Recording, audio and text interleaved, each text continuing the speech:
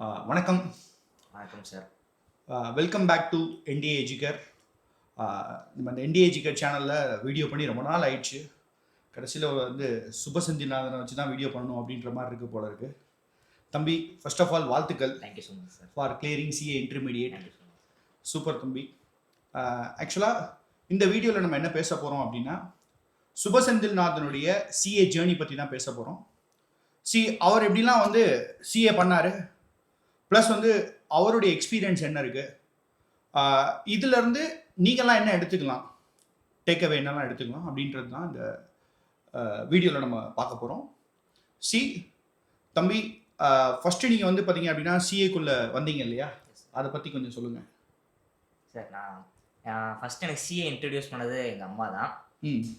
Actually எங்கள் அம்மா வந்து ஒரு பிகாம் கிராஜுவேட்டு. ஸோ அவங்க வந்து அவங்களுக்கு ஒரு எய்ம் இருந்துச்சு, சரி நம்ம சிஏ பண்ணலாம் சொல்லிட்டு. ஸோ ஒரு ஃபேமிலி பேக்ரவுண்ட்னால பண்ண முடியல. ஸோ அதே விஷயம் என்ன சொன்னாங்க, சிஏ பண்ணுறியா பார்த்தோமேன்னு கேட்டாங்க. சரி ஓகேம்மா, ஐ கேன் டூ இட் அப்படின்னு சொன்னேன். அண்ட் ஃபர்ஸ்ட் ஆஃப் ஆல் எனக்கு சிஏ எடுத்தப்போ ஒரு நல்ல இன்ஸ்டியூட் தேவைப்பட்டுச்சு. ஸோ அந்த இன்ஸ்டியூட் தேவைப்பட்டப்போ என் ஃப்ரெண்டு ரெக்கமெண்ட் பண்ணால் என்டிஏ எடுக்கேர் பற்றி சொன்னாங்க. ஸோ அப்போ ஃபவுண்டேஷன் ஜாயின் பண்ண என்டிஏ எடுக்கேர் ஜாயின் பண்ணேன். ஓகே தம்பி, எந்த ஸ்டாண்டர்டில் வந்து டிசைட் பண்ணீங்க நீங்கள் சிஏ தான் படிக்க போகிறேன்னு சொல்லிட்டு? லைக் 11th 12th ஆக்சுவலி நான் கொரோனா பேட்ச், அதனால ஸோ 11th 12th அவ்வளோவா படிக்கல. உங்களுக்கே தெரியும் என்ன பண்ணியிருப்பாங்கன்ட்டு. ஸோ அந்த டைம் 12th ரிசல்ட் வந்ததுக்கப்புறம் எனக்கு அந்த எய்ம் வந்துச்சு சார். ஓகே தம்பி, சிஏ வந்ததுக்கப்புறம் உங்கள் ஸ்கூலு ப்ளஸ் சிஏ என்ன டிஃப்ரென்ஸ் நீங்கள் பார்த்தீங்க அதில்? சார் ஸ்கூலுங்கிறது ஒரு என்ன சொல்ல, ஒரு புக்கிஷாக இருக்கும் சார். லைக் சிஏங்கிறது ஒரு புக்கையும் தாண்டி ரியல் வேர்ல்டையும் புக்கையும் கனெக்ட் பண்ணுற மாதிரி ஒரு பிளாட்ஃபார்ம் தான் சார். நான் அந்த மாதிரி தான் சார் பார்க்குறேன். ஸோ ஒரு ரியல் லைஃப் லேர்னிங் எக்ஸ்பீரியன்ஸ் கிடைக்கணும் அந்த மாதிரி. சிஏ வந்ததுக்கப்புறம் ஏன்டா சிஏ எடுத்தோன்னு ஃபீல் பண்ணீங்களா, இல்லது கரெக்டானது தான் நம்ம சூஸ் பண்ணியிருக்கோம் அப்படின்னு ஃபீல் பண்ணீங்களா? கரெக்டானதை மட்டும்தான் நான் சூஸ் பண்ணியிருக்கேன் சார். ஓகே, 100% சொல்கிறேன். ஓகே ஓகே உங்களுடைய சிஏ ஃபவுண்டேஷன் ஜேர்னி பற்றி சொல்லுங்கள் தம்பி. என்ன மாதிரி நீங்கள் சிஏ ஃபவுண்டேஷன் படிச்சீங்க? சிஏ ஃபவுண்டேஷனில் டெஸ்கிரிப்டிவ் பேப்பர்ஸும் இருக்குது, அப்ஜெக்டிவ் பேப்பர்ஸும் இருக்குது. ஸோ அதுக்கு என்ன நீங்கள் ஸ்ட்ராட்டஜி போட்டிங்க? நீங்கள் என்ன ஸ்ட்ராட்டஜி வந்து பார்த்தீங்க அப்படின்னா, அதாவது எக்ஸாம் பெர்ஸ்பெக்டிவில் என்ன மாதிரி வந்து பார்த்தீங்க அப்படின்னா லேர்ன் பண்ணீங்க, தென் எப்படி பிளான் பண்ணீங்க, இதெல்லாம் கொஞ்சம் ஷேர் பண்ணுங்கள். லைக் ஃபர்ஸ்ட் ஆஃப் ஆல் நான் ஃபுல் அண்ட் ஃபுல் சிஏ இல்லை, நான் பிகாம் பண்ணிகிட்டே சிஏ பண்ணேன். காலேஜ் போய்கிட்டே வீட்லேயே வந்து சிஏ படிச்சுட்டு இருந்தேன். 1 செகண்ட் தம்பி, காலேஜ் போயிட்டு சிஏ பண்ணுறது நல்லதுன்னு நினைக்கிறீங்களா? உங்களுடைய ஜூனியர்ஸ்க்கு நீங்கள் அதை சஜஸ்ட் பண்ணுவீங்களா? இல்லை சார், என்கிட்ட கேட்டால் நான் சஜஸ்ட் பண்ண மாட்டேன் சார்.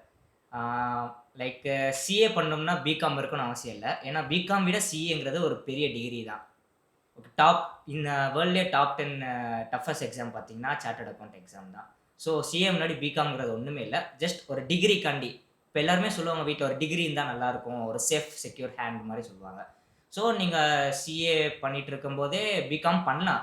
உங்களுக்கு அது ஓகேவா, ரெண்டுமே உங்களால் பேலன்ஸ் பண்ண முடிஞ்சுன்னா பண்ணலாம். லைக் அது ஒரு சேஃப் ஹேண்ட்ற மாதிரி. தம்பி, ஒரு கேள்வி. சிஏல வந்து நான் வந்து பார்த்தீங்க அப்படின்னா after the 12th CA join பண்ணிட்டேன். நான் இதை எப்படி பார்க்குறேன் as a faculty and as a CA, நானும் ஒரு once upon a time student தானே. நான் எப்படி பார்க்குறேன் அப்படின்னா, சிஏல நம்ம இன்வெஸ்ட் பண்ணுறதே நம்மளோட டைமை தான் இன்வெஸ்ட் பண்ணுறோம். மேக்ஸிமம் பணத்தை இன்வெஸ்ட் பண்ணுறதை விட டைமை தான் நம்ம இன்வெஸ்ட் பண்ண போகிறோம். அப்போ அந்த டைமை கொண்டு போய் நீங்கள் காலேஜில் போடுறதுன்றது ஓகேன்னு நினைக்கிறீங்களா? இல்லை சார், இது எனக்கு எப்போ தெரிஞ்சுன்னா காலேஜ் படிச்சுட்டு இருக்கும்போது தான் தெரிஞ்சு. ஏன்னா காலேஜ் ஸ்டார்ட் பண்ணுறதுக்கு முன்னாடி சரி ஓகே பிகாம் சிஏ 2 சேர்ந்து பண்ணிடலான்னு தான் இருந்துச்சு. ஸோ உள்ளே போனதுக்கப்புறம் தான் தெரியுது லைக் கரெக்டாக வராது அந்த மாதிரி தோணுச்சு. பட் இன்கேஸ் நான் ஹேண்டில் பண்ணி முடிச்சிட்டேன் சார். ஓகே, சரி. இப்போ சொல்லுங்கள், ஃபவுண்டேஷனுக்கு நீங்கள் என்ன ஸ்ட்ராட்டஜி யூஸ் பண்ணீங்க? எனக்கு மார்னிங் ஒரு 8:30 1:30 காலேஜ் இருந்துச்சு சார். வீட்டுக்கு வந்துட்டு ரெடியேட்டு ஸ்டார்ட் பண்ணி ஒரு 3 ஹவரில் ஸ்டார்ட் பண்ணேன்னா ஒரு 8 ஹவர்ஸ் 7 ஹவர்ஸ் போல் படிப்பேன் சார். அது தாண்டியும் கண்டிப்பாக ஒரு 8 ஹவர்ஸ் இல்லை 6 மினிமம் 6 to 8 ஹவர்ஸ் கண்டிப்பாக ஸ்லீப் வேணும் சார். ஏன்னா ரெஸ்ட் எடுத்தால் தான் நம்மளால் கான்சென்ட்ரேட் பண்ணி படிக்க முடியும். இன்கேஸ் நம்ம எக்ஸாம் நெருங்க பீக் டைமில் வந்து நம்ம ஸ்லீப்பை சாக்ரிஃபைஸ் பண்ணி தான் ஆகணும், வேறு வழியே இல்லை. ஸோ ஸ்லீப்பு ஃபுட்டு ரெண்டுமே எசென்ஷியலாக நான் பார்த்துக்கிட்டேன் சார். அப்போதே காலேஜு சிஏ படிக்கிறோம், நல்லா பேலன்ஸ் பண்ணி படிச்சுட்டு இருந்தேன். லைக் சப்ஜெக்ட் என்னென்ன சப்ஜெக்ட் ஆக்சுவலாக டிஸ்கிரிப்டிவ்ல என்ன பண்ணீங்க, தென் எம்சிக்யூவில் நீங்கள் என்ன பண்ணீங்க, அதாவது அப்ஜெக்டிவ்ல என்ன பண்ணீங்க? ஓகே, லைக் டிஸ்கிரிப்டிவ்ங்கிறது கண்டிப்பாக நீங்கள் ஒரு வாட்டி ஃபஸ்ட்டு ரீட் பண்ணிட்டீங்கன்னா கண்டிப்பாக உங்கள் கைப்பட நோட்ஸ் எடுத்துருங்க. நோட்ஸுங்கிறது உங்கள் கைப்பட எடுக்கிறது, மற்றவங்க நோட்ஸ் கிடையாது. ஸோ நீங்கள் ஒரு நோட்ஸ் எடுத்து முடிச்சிட்டிங்கன்னா அது அங்கே அப்போ உங்களுக்கு தெரியாது. நீங்கள் எக்ஸாம் போகிறீங்களா அப்போ தான் உங்கள் நோட்ஸ் யூஸ் ஆகும். ஸோ லாஸ்ட் டைமுக்கு எடுக்கிற நீங்கள் நோட்ஸு. ஸோ அதை நீங்கள் ரிவைஸ் பண்ணிகிட்டே இருந்தால் தான் உங்கள் கைப்பட எழுதுன நோட்ஸு உங்கள் ஹேண்ட் ரைட்டிங் அப்படியே பிக்சர் மெமரிஸ் மாதிரி ஆகும். ஸோ அது இம்பார்ட்டன்ட் டிஸ்கிரிப்டிவ் பொறுத்த வரைக்கும். அடுத்து எம்சிக்யூ பொறுத்த வரைக்கும் நீங்கள் லைக் பிஸ்னஸ் மேத்ஸ் எடுத்துக்கிட்டிங்கன்னா நீ போட்டுக்கிட்டே இருக்கணும். சம்ஸ் ப்ராக்டிஸ் பண்ணிகிட்டே இருக்கணும். அண்ட் எக்கனாமிக்ஸ் பொறுத்த வரைக்கும் நீங்கள் ரீட் பண்ணிட்டு நோட்ஸ் எடுத்துகிட்டு எல்லா எம்சிக்யூஸும் சால்வ் பண்ணுற மாதிரி இருக்கும். லைக் அதில் நெகட்டிவ் மார்க்ஸ் இன்க்ளூட் ஆகுது. ஸோ நெகட்டிவ் மார்க்ஸ்ன்ற பட்சத்தில் உங்களுக்கே ஒரு சர்வைவல் இன்ஸ்டிங்க்ட் மாதிரி கொண்டு வாங்க. நீங்கள் எப்பப்போ நீங்கள் ப்ராக்டிஸ் பண்ணுறீங்களோ அப்பப்போ நீங்கள் எக்ஸாமில் இருக்கிற மாதிரி நினச்சிக்கோங்க. எக்ஸாமில் இருக்கணும்னு நினச்சிக்கிட்டிங்கன்னா ஸோ உங்களுக்கு அந்த ஃபேஸ் வந்து எக்ஸாமில் கொஞ்சம் ஏற்கனவே நம்ம பார்த்த மாதிரி ஃபேஸ் இருக்கும் அப்படின்னு சொல்லிட்டு நினச்சி பண்ணுவீங்க. லைக் டிஸ்கிரிப்டிவ் நெகட்டிவ் இருக்கிறதுனால நீங்கள் கொஞ்சம் அதை பார்த்து ஹேண்டில் பண்ணணும். ஏன்னா நெகட்டிவ் மார்க்னால உங்கள் வந்த மார்க்ஸும் நெகட்டிவில் போக சான்ஸ் இருக்குது. ஸோ அதை நீங்கள் பார்த்து அங்கே சர்வைவல் இன்ஸ்டிங்க்ட் அப்போ என்ன சொல்லுதோ அப்போ நீங்கள் கரெக்டாக சூஸ் பண்ணுங்க. எந்த சப்ஜெக்ட் உங்களுக்கு கஷ்டமாக இருந்துச்சு தம்பி ஃபவுண்டேஷனில் நீங்கள் ஃபீல் பண்ணது? எனக்கு கொஞ்சம் பிஸ்னஸ் மேக்ஸ் டஃப்பாக இருந்துச்சு சார். சரி, டஃப்பான பேப்பருக்கு ஸ்பெஷலாக நீங்கள் என்ன பண்ணீங்க? இப்போது பிஸ்னஸ் மேக்ஸ்ன்னு பார்த்தீங்கன்னா எனக்கு ஷார்ட் கட்ஸ் எதுவும் தெரியாது சார். கால்குலேட்டர் ஷார்ட் கட்ஸ் தான் எனக்கு லேட்டராக தெரிஞ்சிச்சு. ஸோ கால்குலேட்டர் ஷார்ட் கட்ஸ் தான் மெயின் பிஸ்னஸ் மேக்ஸில். அதுதான் நம்ம டைமை வந்து கொஞ்சம் ரொம்ப நேரம் ஆக்காமல் நம்மளுக்கு எக்ஸாமில் ஹெல்ப் பண்ணுறது. ஸோ அது தெரிஞ்சதுக்கப்புறம் எனக்கு பிஸ்னஸ் மேக்ஸ் ஈஸியாக இருந்துச்சு. ஓகே, வேறு பிஸ்னஸ் மேக்ஸுக்காக என்ன பண்ணீங்க? அதாவது அதை பாஸ் பண்ணணும் அப்படின்றது வந்து கட்டாயம். சிஏ பொறுத்த வரைக்கும் ஒரு சப்ஜெக்டில் போச்சுனாலும் வந்து பார்த்தீங்கன்னா திரும்ப எழுதுகிற மாதிரி ஆயிரும். ஸோ அப்போ அதுக்கு ஹவர்ஸை டெடிக்கேட்டடாக ஏதாவது ஒதுக்கி படிச்சிங்களா? ஆர் மேக்ஸுக்காக வேறு என்னெல்லாம் பண்ணீங்க? மேக்ஸ்க்காண்டி நான் மேக்ஸில் பாஸ் ஆகணும்னு நினச்சது வந்து மினிமம் 40 எடுத்துடலாம் அப்படின்னு சொல்லிட்டு மைண்ட் செட் வந்துட்டேன். ஏன்னா எனக்கு எனக்கு தனிப்பட்ட முறையில் எனக்கு கொஞ்சம் டஃப்பாக ஃபீல் ஆச்சு. கொஞ்சம் கால்குலேட்டரில் ஸ்பீடாக போகிறது திணறினேன் ஸ்டார்டிங்கில். ஸோ நம்ம டேலி பண்ணுறதுக்கு மற்ற சப்ஜெக்டில் கொஞ்சம் நல்லா படிக்கலாம் அப்படின்னு சொல்லிட்டு மற்ற சப்ஜெக்டில் கான்சென்ட்ரேட் பண்ணி இதில் வந்து நல்லா படிக்கிற முடியாத அளவுக்கு படித்து பாஸ் மார்க் வாங்க ட்ரை பண்ணேன் சார். சரிங்க, டேலி பண்ணிடலாம். ஓகே, ஃபைனலி வந்து ஃபவுண்டேஷன் முடிச்சிட்டிங்க. ஃபஸ்ட்டு மிஷன் வந்து பார்த்தீங்கன்னா கம்ப்ளீட்டட். தென் வந்து பார்த்தீங்க அப்படின்னா சிஏ இன்டர்மீடியேட். நீங்கள் காலேஜ் வேறு படிச்சுட்டு சிஏ பண்ணேன்னு சொன்னீங்க. ஸோ தட் எப்படி பேலன்ஸ் பண்ணீங்களா? ஏன்னா சிஏ இன்டரில் வந்து நிறைய சப்ஜெக்ட் இருக்கும், நிறைய என்ன சொல்ல வாஸ்ட் சிலபஸ் ஆக்சுவலி சிஏ இன்டருடைய சிலபஸ். ஸோ அதை பண்ணிவிட்டு உங்களால் பேலன்ஸ் பண்ண முடிஞ்சுதா? எஸ் சார், நல்லா பண்ண முடிஞ்சு சார். பண்ண முடிஞ்சுது. ஓகே, சரி, சொல்லுங்கள், சிஏ இன்டருடைய ஃபஸ்ட்டு குரூப் நீங்கள் என்ன மாதிரி ப்ரிப்பேர் பண்ணீங்க? லைக் அதே தான் டிஸ்கிரிப்டிவ் பேப்பருக்கு நான் ஃபுல்லாக கைப்பட நோட்ஸ் எடுத்து அந்த நோட்ஸே ரிவைஸ் பண்ணிட்டு இருந்தேன். லைக் அக்கௌண்ட்ஸ் சப்ஜெக்ட் வைஸாக போகலாம். ஃபர்ஸ்ட் அக்கௌண்ட்ஸில் என்ன பண்ணீங்க? லைக் அக்கௌண்ட்ஸில் வந்து மேஜர் பிக் ஒரு 25% ஆஃப் போர்ஷன் வந்து 75% ஆஃப் வேல்யூ இருக்கும். அந்த மாதிரி இருக்கிற டாபிக்ஸ் தான் நான் எடுத்து கான்சன்ட்ரேட் பண்ணேன். ஏன்னா அந்த ஒன்று எடுத்தாலே இப்போ ஃபுல்லாக இம்பார்ட்டன்ட் பார்த்தீங்கன்னா பைபேக், ரீகன்ஸ்ட்ரக்ஷன், அமல்கமேஷன் இந்த மாதிரி இருக்கிற பெரிய பெரிய டாபிக்ஸ்லாம் நீங்கள் கம்ப்ளீட் பண்ணிங்கன்னா ஒரு அது சும்மா 25% கண்டென்ட் இருக்கும், ஆனால் வேல்யூ 75% இருக்கும் கம்பேர் டு ஏஎஸ். ஸோ அந்த மாதிரி கான்சன்ட்ரேட் பண்ணி டஃப்லேருந்து கொஞ்சம் ஈஸியானது மாதிரி பண்ணேன். Okay okay, accounts okay. Next law என்ன பண்ணீங்க? லா வந்து ஃபர்ஸ்ட் புக்கு ஃபுல்லாக ரீட் பண்ணிக்கிட்டேன் சார். புக் மீன்ஸ் ஸ்டடி மெட்டீரியலா? Like sir study material sir. First main study material concentrate பண்ணுங்க. பண்ணிட்டு லைக் ரீட் பண்ணிட்டு நீங்கள் நோட்ஸ் எடுத்துட்டு லைக் மார்க் டெஸ்ட் பேப்பர் எழுதுங்க. அது ஐசிஏ சஃபிஷியன்ட் பேப்பர்ஸ் நம்மக்கிட்ட தராங்க, பாஸ்ட் இயர் கொஷின் பேப்பர்ஸ் எல்லாம் தராங்க. அதை நீங்கள் பண்ணி ரீட் பண்ணி ப்ராக்டிஸ் பண்ணாலே போதும். ஓகே, நெக்ஸ்ட் டாக்ஸேஷனுக்கு என்ன பண்ணீங்க? டாக்ஸேஷன் பொறுத்த வரைக்கும் நம்ம அப்டேட்டடாக இருக்கணும், அதான் சார் ஃபர்ஸ்ட் மெயின். தெரிஞ்ச வரைக்கும் டேக்ஸில் வந்து அப்டேட் பண்ணிகிட்டே இருப்பாங்க, ஜிஎஸ்டியோ இன்கம் டேக்ஸ்லையும். ஸோ அப்டேட்டாக இருக்கிறது தான் நல்லது ஃபர்ஸ்ட் டேக்ஸில். ஓகே, லைக் ஜிஎஸ்டி வந்து லைக் தியரி கலந்த ஒரு டேக்ஸ் மாதிரி இருக்கும். ஸோ அதையும் ரீட் பண்ணிவிட்டு கொஸ்டின் தான் ஃபஸ்ட்டு ரீட் பண்ணணும். எனக்கு தெரிஞ்ச வரைக்கும் full top to bottom questions read பண்ணால் தான் நம்ம ஆன்சரே ஒரு கன்க்ளூடுக்கு வர முடியும். ஸோ ஸ்டார்டிங்லேயே பார்த்துட்டு நம்ம எதுவும் டிசைட் பண்ண முடியும் டேக்ஸ் பொறுத்த வரைக்கும். So full and full read பண்ணிட்டு அனலைஸ் பண்ணிட்டு அப்புறம் நீங்கள் சம்ஸ் ஸ்டார்ட் பண்ணுற மாதிரி. சரி, ஓகே. ஆக்சுவலாக ஃபஸ்ட்டு குரூப்பில் 3 பேப்பரில் உங்களுக்கு பிடிச்ச பேப்பர் என்னது? எனக்கு பிடிச்ச பேப்பரு டேக்ஸ் பிடிச்சிருந்துச்சு சார், கொஞ்சம் ப்ராக்டிக்கலாக இருக்கிறதுனால. ஓகே ஓகே, சரி. இப்போ ஆக்சுவலாக ஐசியோடைய சிலபஸ் என்ன அப்படின்னா 30% வெயிட்டேஜ் வந்து எம்சிக்யூ, 70% டிஸ்கிரிப்டிவ்.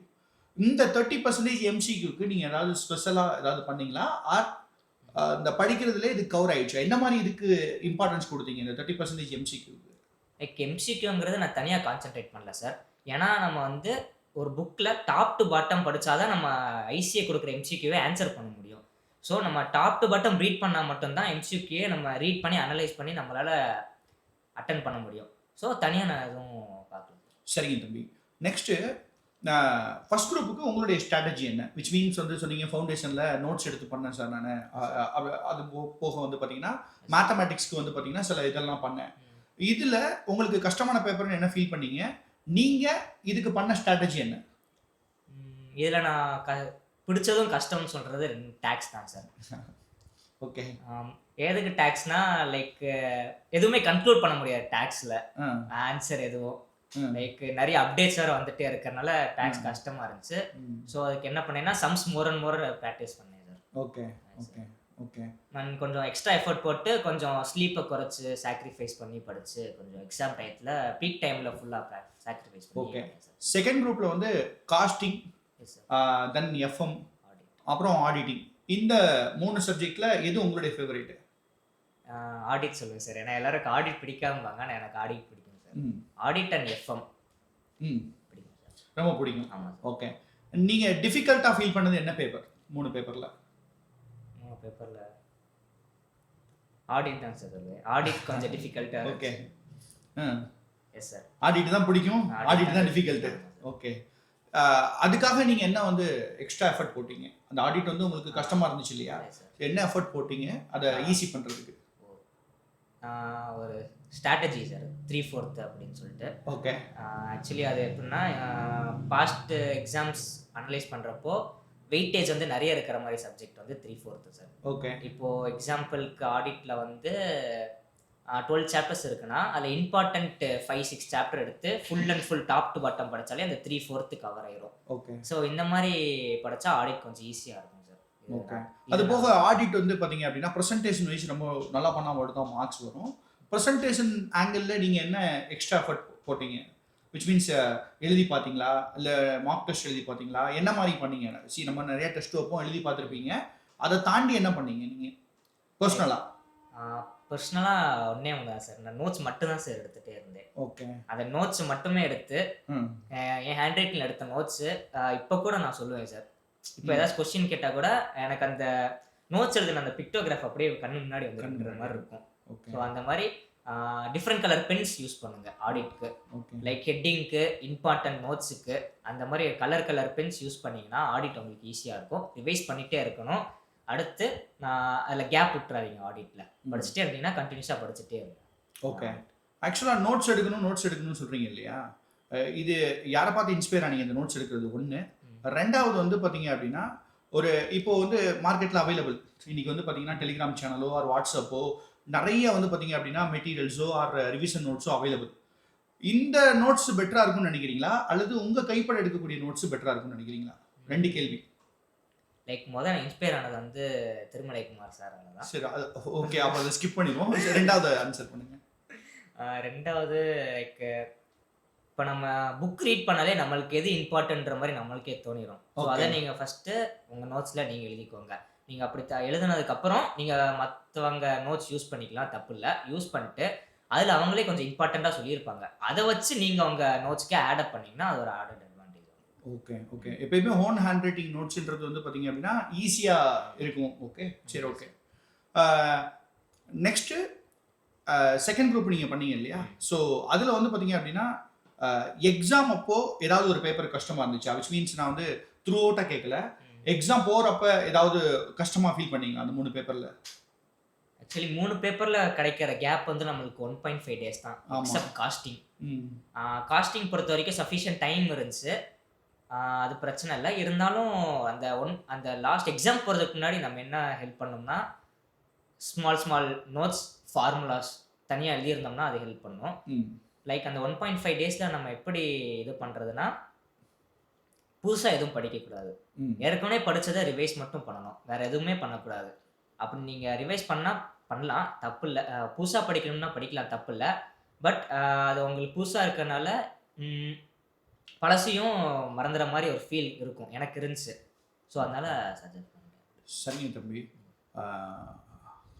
அடுத்த மிஷனும் கம்ப்ளீட்டட், சிஏ இன்டர்மீடியட்டும். நெக்ஸ்ட்டு நீங்கள் ஆர்டிகல் சீட் பண்ணுறது நல்ல ஃபார்மில் பண்ணுங்கள். பெரிய நீங்கள் நினச்ச மாதிரியே வந்து பார்த்தீங்க அப்படின்னா பெரிய மிட் சைஸ் ஃபார்மில் பண்ணுங்கள் உங்களுடைய ஆசைப்படி. அட் த சேம் டைம் வந்து பார்த்தீங்க அப்படின்னா நான் பல தடவை சொல்கிறது என்ன அப்படின்னா, இன்டர்மீடியட் முடிச்சதுக்கப்புறம் வந்து ஆர்டிகல் ஷிப்பை வந்து ரொம்ப ஃபோக்கஸ் பண்ணிவிட்டு படிப்பில் வந்து பார்த்தீங்கன்னா கான்சன்ட்ரேஷன் வந்து கொஞ்சம் கம்மி பண்ணிடுவாங்க. ஸோ அந்த மாதிரி இல்லாமல் உங்களுடைய கான்சன்ட்ரேஷன் வந்து பார்த்தீங்க அப்படின்னா உங்களுடைய ஃபைனல் முடிக்கிறதுலையும் வச்சுக்கோங்க. ஸோ எப்படி நீங்கள் வந்து பார்த்தீங்கன்னா ஃபவுண்டேஷனை தென் இன்டர்மீடியேட்டை வந்து பார்த்தீங்கன்னா நல்ல எஃபர்ட் போட்டு பண்ணீங்களோ, அதே மாதிரி வந்து பார்த்தீங்க அப்படின்னா அதை விட அதிகமாக கொஞ்சம் எஃபர்ட் போட்டுட்டு ஃபைனலும் வந்து பார்த்தீங்க அப்படின்னா கிளியர் பண்ணுறதுக்கு என்னுடைய வாழ்த்துக்கள். இது போக சில பல கொஷின்ஸ் மட்டும் உங்கள்கிட்ட கேட்கணும்னு நினைக்கிறேன். நீங்கள் படிச்சுட்டு வரும்போது வந்து நிறைய ஸ்டூடெண்ட்ஸ் உங்க கூட படிச்சிருப்பாங்க, உங்களுடைய ஃப்ரெண்ட்ஸு. அவங்க பண்ணுற தப்பு என்னன்னு நீங்கள் நினைக்கிறீங்க? அதாவது இப்போ ஃபெயில் ஆயிருக்கலாம் அவங்க. ஸோ அவங்க பண்ணுற தப்பு என்னன்னு நீங்கள் நினைக்கிறீங்க?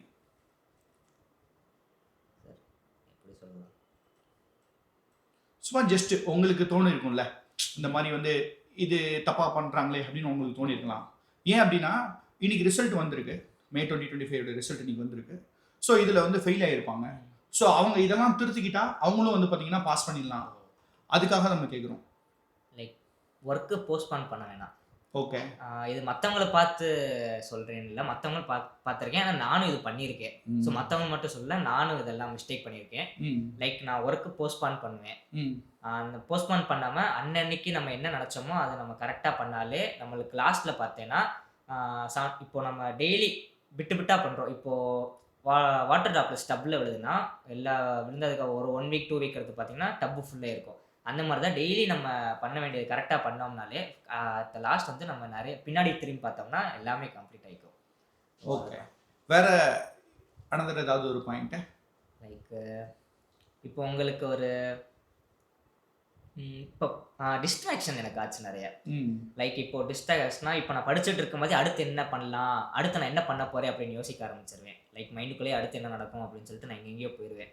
ஸோ அதை நான் எப்படி ஓவர் திங்கிங் கிட்டத்தட்ட அந்த மாதிரி தான் அந்த மாதிரி பண்ண ஆரம்பிச்சிருவேன். ஸோ அதை நான் எப்படி இது பண்ணேன்னா, இப்போ நான் புக் எடுத்து படிக்கிறேன்னா என்னால் ஃபஸ்ட்டு 45 மினிட்ஸ் என்னால் புக்கில் கான்சென்ட்ரேட்டாக எடுக்க முடியுதான்னு பார்ப்பேன். இந்த 45 மினிட்ஸ் தாண்டாமல் கான்சென்ட்ரேட் பண்ணி அடுத்த 45 மினிட்ஸ் பற்றி நான் யோசிக்க மாட்டேன். இந்த ப்ரெசண்ட்டை நான் லீவ் பண்ணுவேன் 45 மினிட்ஸ் பார்த்துட்டு.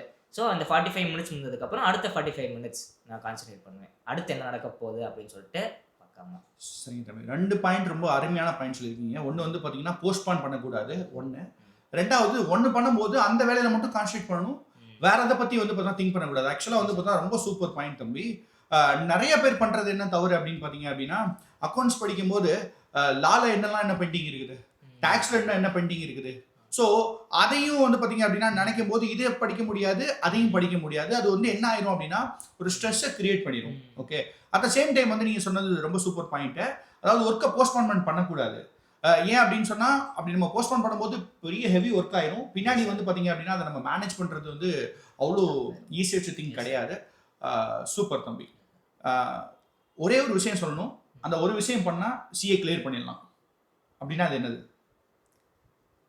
Hard work, consistency, at last. இப்போது ஆப்ரகாம் லிங்கன் ஒரு கோட் சொல்லியிருப்பார், உங்கள் கையில் வந்து ஒரு ஆக்ஸ் கொடுத்தாங்கன்னா, ஆக்ஸ் கொடுத்துட்டு ஒரு 5 ஹவர்ஸ் கொடுத்தாங்கன்னா 4 ஹவர்ஸ் 3 ஹவர்ஸ் இந்த ஆக்ஸை ஷார்பன் பண்ணுங்கள். ஷார்ப் பண்ணிட்டு பண்ணாலே அடுத்த உங்கள் ஒர்க் ஈஸியாக வரும். ஸோ ஏதாச்சும் உங்களுக்கு ஒர்க் வந்துச்சுன்னா அதை நீங்கள் வந்து அனலைஸ் பண்ணி ரீட் பண்ணி அப்புறம் நீங்கள் எக்ஸிக்யூட் பண்ணுங்கள். ஓகே தம்பி. ஆக்சுவலாக என்டிஏல தான் உங்களுடைய ஜேர்னி ஃபவுண்டேஷனும் இருந்திருக்கு, இன்டர்மீடியேட்டும் இருந்திருக்கு. என்டிஏ உங்களுடைய லைஃப்பில் என்ன இம்பாக்ட் கிரியேட் பண்ணுச்சு, உங்களுக்கு என்ன ஹெல்ப் பண்ணுச்சுன்னு ஒரு சில வார்த்தைகள். லைக் என்டிஏ கூட ரொம்ப ஃப்ரெண்ட்லியாக இருந்துச்சு. ஸோ வீட்டில் இருக்கிற விட இங்கே தான் நான் நிறைய இருந்திருப்பேன். என் காலேஜ் லீவு கட்டடிச்சுட்டு இல்லை, லீவ் போட்டு இங்கே வந்திருக்கேன். சார் கிளாஸஸ் மிஸ் பண்ணாமல் வந்திருக்கேன். சில டைம்ஸ் அன்அவைலபிள் ரீசன்ஸ்க்கு வந்திருக்க முடியாது. ஸோ வீட்டில் இருக்கிற விட வீட்டில் ஸ்பெண்ட் பண்ணிட்டு இங்கே வந்து கிளாஸை தாண்டி இங்கே வந்து நான் படிச்சிருக்கேன். ஸோ அது எனக்கு நல்லா இம்பாக்ட் ஆச்சு சார். ஓகே தம்பி. இதே மாதிரி ஆண்டவனுடைய அருளாலையும் உங்களுடைய முயற்சி அண்ட் ஹார்ட் ஒர்க்னாலையும் நீங்கள் ஃபைனலும் முடிக்கணும். ஃபைனல் முடித்து உங்களுடைய லைஃப் வந்து சிறக்க என்னுடைய வாழ்த்துக்கள், என்டிஏவுடைய வாழ்த்துக்கள். தேங்க்யூ தம்பி.